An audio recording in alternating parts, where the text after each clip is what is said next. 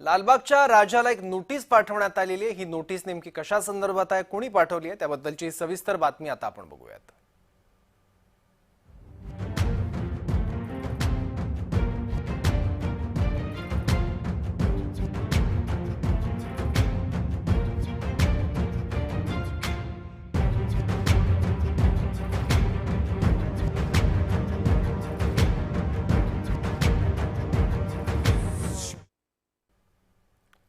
लालबागच्या राजाच्या दर्शनासाठी जगभरातून भाविक येत असतात। लाखो भाविक तासनतास दर्शनासाठी रांगेत लागतात।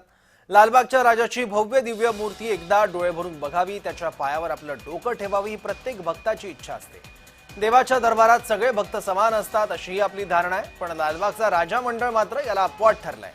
सामान्य नागरिक आणि अतिमहत्त्वाच्या व्यक्ती म्हणजे व्हीआयपींसाठीच्या वेगवेगळ्या रांगांमुळे लालबागचा राजा गणेशोत्सव मंडळ अडचणीत आलाय।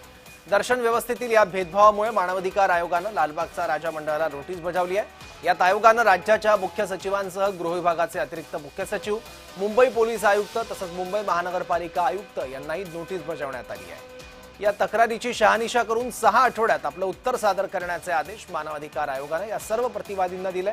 आता याबद्दल लालबागचा राजा मंडळाचे विश्वस्त काय निर्णय घेतात आणि आपली बाजू मांडतात हे बघावं लागेल।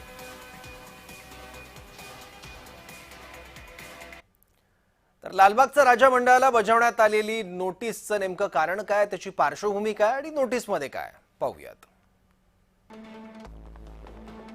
दरबारात सामान्य भाविक आणि व्हीआयपींसाठी वेगळी रांग आहे।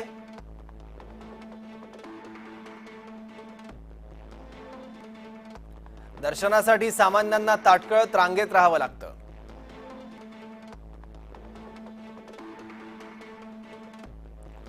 व्हीआयपींना फार रांगेत न लागता थेट दर्शन मिळतं।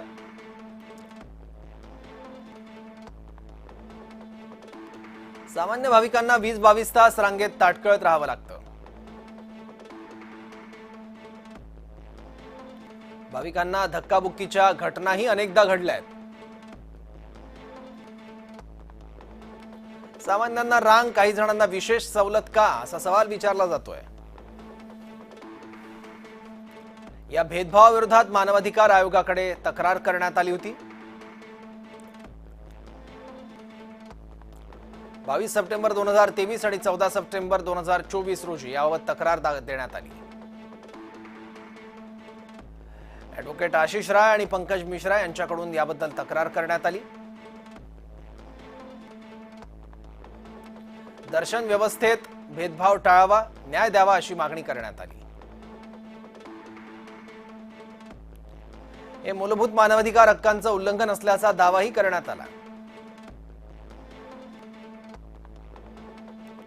गर्दी नियंत्रणातील त्रुटींमुळे चेंगराचेंगरीची भीती वर्तवण्यात आली।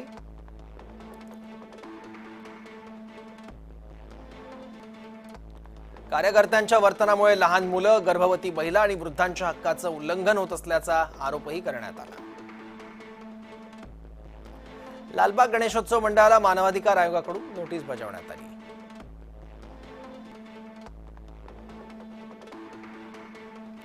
काही आठवड्यात अहवाल सादर करण्याच्या सूचना देखील देण्यात आल्या। याबाबत 7 ऑक्टोबरला पुढील सुनावणी होणार आहे।